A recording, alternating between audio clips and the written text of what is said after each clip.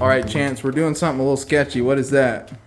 We're gonna hook up our battery jumper up to the battery terminals, and we're gonna see if the headlights will turn on. For the first time in 40 plus years. Yeah, this is a recipe either for something really cool or to burn the place down. Let's see what happens. A few moments later. So the battery jumper didn't work. So we stole the battery out of my car that I need to like go places in the morning. We stole the battery out of my car.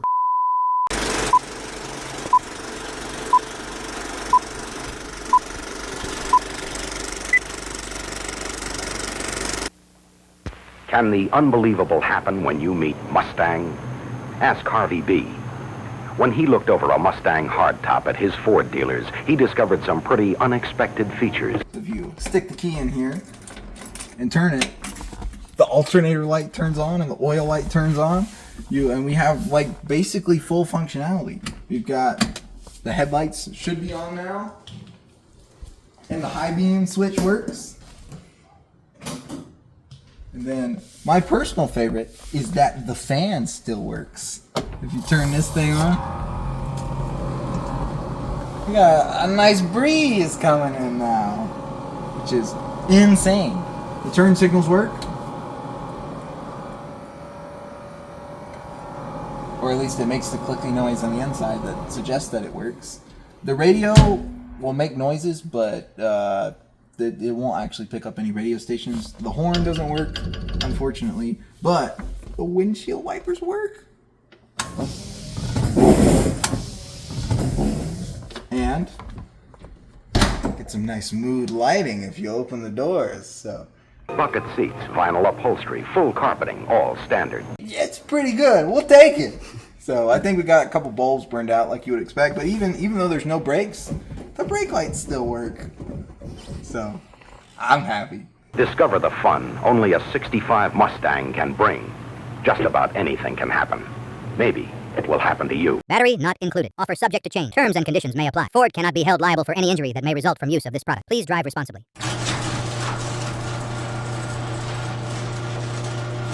Vroom, vroom, vroom. Well, that was not a good noise.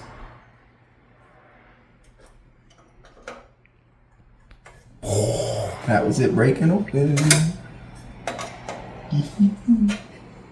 Alright, carburetor's out. This is the first part to come off the car. Hopefully it's the only one that really has to come out to get the engine started. But yeah, you can see it's nice and rusty and old looking, but it came out without too much of a fight, so that's cool. You can see under here the little throttle. Vroom, vroom, vroom. We did a little bit more disassembly, so here's where the carburetor was. Right there, going into the intake. We took the valve cover off so you can see all the springs and the lifters and rockers. So there is actually a little bit of crustiness in there, which we're not a fan of. We'll try to clean that up a little bit, but honestly, it doesn't look too bad. We took the spark plugs out on this side of the engine, and we looked in there, and a lot of the cylinder bores, they actually look pretty darn good. There's a little bit of crustiness again on the pistons, but that'll probably burn off as soon as we start it. So. The goal now will be to just kind of clean up everything we can from the top, rebuild the carburetor, and then absolutely bathe the thing in oil and just see if it'll spin. We have to clean up the garage now, but we're draining it, and we got it on jack stands, which is pretty cool. This is the best I've seen under it since we got it. So it's looking forward to a day of getting the old oil out, getting some new oil in, and we'll see if we can't free the engine up with a bar in preparation for, getting it started. But yeah, stay tuned. All right, Joshua, what are you up to? Oh, I am cleaning the inside of the valve cover here, which is actually painted orange.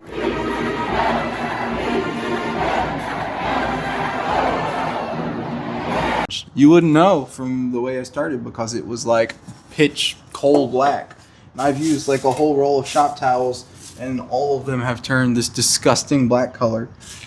But you can actually see the inside now. It's kind of like a new car. So I guess it looks really good because it's like good old 1960s lead-based paint and it's been covered in oil for 60 years. So it's basically brand new.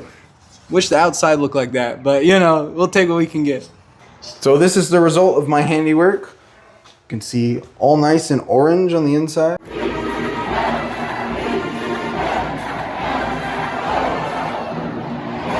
And it's nice and orange on the outside too.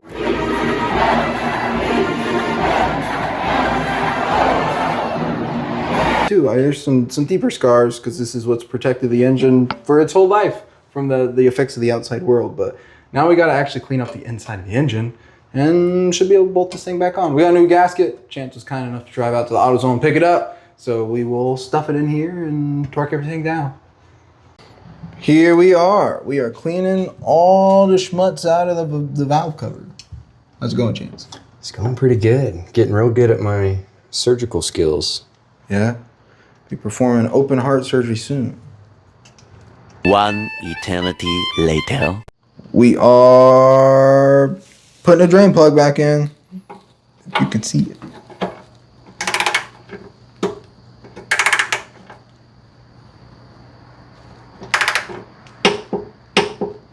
All right, she's all torqued. 20 foot-pounds. We brought back an old friend. This is the little oil squirter can that we used for the engine oil when we rebuilt Deep Orange 9. And we're going to use it to spray oil all in the valves here, and we're actually going to go in the spark plug holes and we're going to spray oil down inside the cylinder bores to try to get it everywhere before then we try to forcibly spin the engine for the first time in like 40 years. So we bought this special high zinc oil because old engines like this have special types of camshaft architectures called flat tappet cams that need really high zinc content, apparently, in order to protect them. So the more you know. All right, first little bit of oil going in. Careful, SpongeBob. Gotta get all the springs.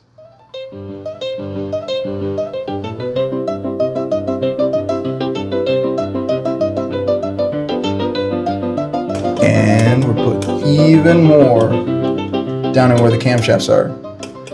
Because at this point, probably the most dangerous things to score up are the camshafts, the crank bearings, and maybe also the cylinder liners. So we're gonna tackle those next. Oopsies! How much oil did we just spill on the floor, Chance? It was about a good half funnel full. That's a lot. Good thing we have an extra quart in that drum. Yes. Pulling the shop towels out. Getting ready for something big. Yeah, trying to get access to the cylinders again. I guess if any garbage goes in the cylinders, then as soon as we crank over the engine, it's going to shoot right back out the spark plug holes. Yep. That one's got some stuff on the piston. That's okay. Oh yeah. All right. It's all ready. All right. We are putting oil in. We're squirting the cylinders. Trying to get the whole wall coated, that's going to be a bit of a challenge. But really, the rule here is there's no such thing as too much. Well, there probably is, but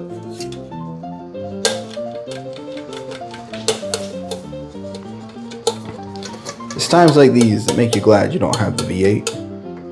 Yes. Yes. This process would be probably at least twice as difficult if you did. All right. I've got the camera rolling, so we're going to show the folks at home. You can see the pistons at different positions. So like first cylinder, it's kind of way down in there. Second cylinder, it's right there at the top. Third cylinder, it's like way down in there. It's pretty cool. All right, we're going to see if it's free. We're going to make it free. Oh, it's free.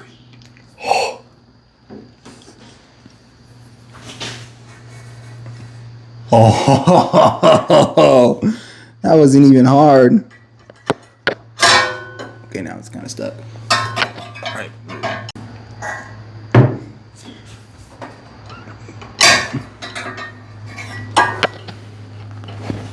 How hard does it take this fan off, actually? Annoying.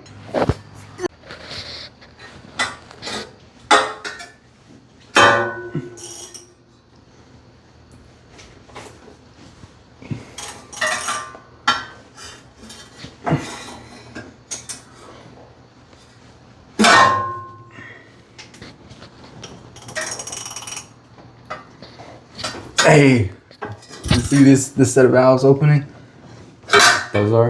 These are closing now. So cool.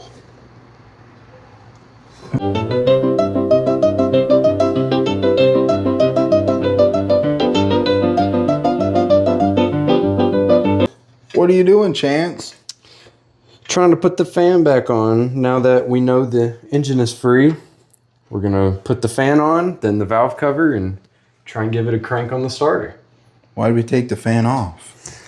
Well, we had to take the fan off so that we could, we can get a ratchet on the balancer down there, and it gave us a lot more room having the fan out of the way. On a scale of 1 to really annoying, how hard was it to get the fan out? To get it out, it was probably, I would say, annoying. Not very annoying, but it was definitely annoying. On a scale of 1 to very annoying, how hard is it going to be to get it back in? I'm hoping it's like a 2, but it's probably going to be very annoying. Good luck. So update on the trivia question from earlier. It was very annoying. We finally got all the bolts in, and now we just have to tighten them up and hope we don't snap one off in the engine. My boy's putting the valve cover back on.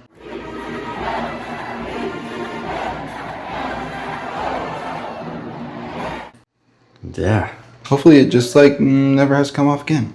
Because that gasket was $15.99. Ooh, it looks really nice. Look at that. Pretty. All right. First bolt. Yeah, start cranking her down. All right, Joshua, what's happening? We're putting oil back in it. Hey, world's longest oil change here. Coming at you. Been, what, 40 years? This is... All right, time for the first startup, or attempt to start up, or turn over. All right, time for the first spin over off the starter. Yep, we'll see. Oh, we need the jump pack. Yep. Yes. All right, it's time for the first official start. It's time for the first attempt to spin the over. Spin the engine up. All right, it's time for the first official attempt to spin the engine over with just the starter. Yeah, we'll see how this goes.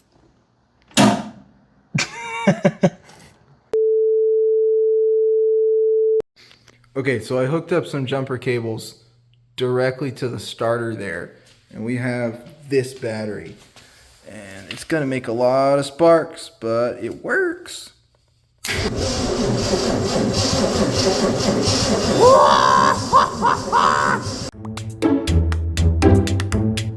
All right, major things have been happening. We have not done a very good job at updating you in this verbal form, but we have taken a few videos that we'll sprinkle into this update. But if you take a look under the hood here, you'll notice there are a couple of new components.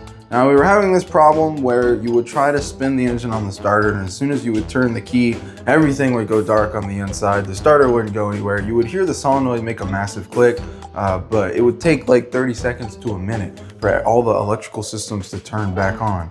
And that was a problem. Okay.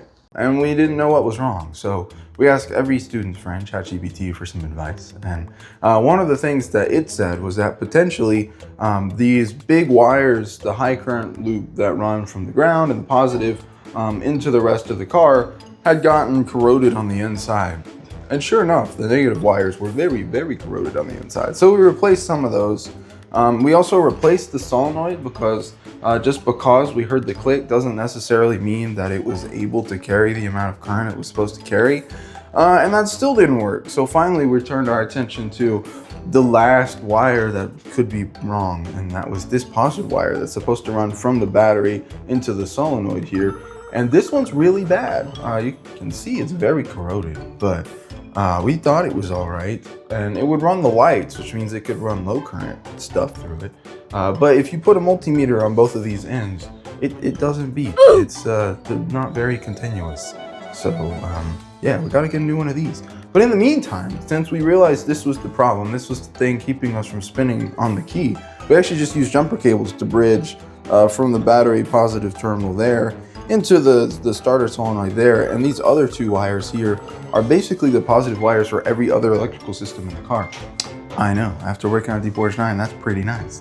So we just used a jumper cable to bridge those two together, and then lo and behold, it spins on the key. We also did some investigating of the low current side, basically the signal wires into the solenoid. So we had to cut some wires open to see if there was a short. And then it took us like a couple hours to get them back together. So, oops. But once we finally got all that back together, we got the distributor. We took the cap off and we cleaned up the contacts on the inside. We got 6 brand new spark plugs. And then we were ready to do a test to see, can we get some combustion out of the engine? So we'll show that here in a minute, but we had somebody in the car sitting with the key in the start position. And then we had our good buddy T-Bo spraying starter fluid into basically the hole where the carburetor should go. And lo and behold, it made some combustion. It also made so much smog and smoke, and it smelled like someone was actively having a campfire in here.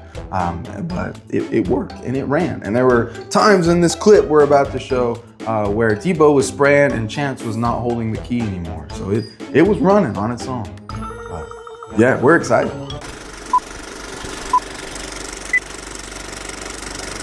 If anything goes wrong, just tell me to stop. Cameraman never dies. Okay. Are you ready? Hear it. Ready? Yeah, All right. I'd start spraying before he starts spinning it. All right, I'm going. I already Yep. have some in there. Ooh. It scared me. Something flew into my hand. There was a bunch of dust that popped out. But no backfires. No? No. You need a vacuum, man. Okay, we're going again. All right, I'm going.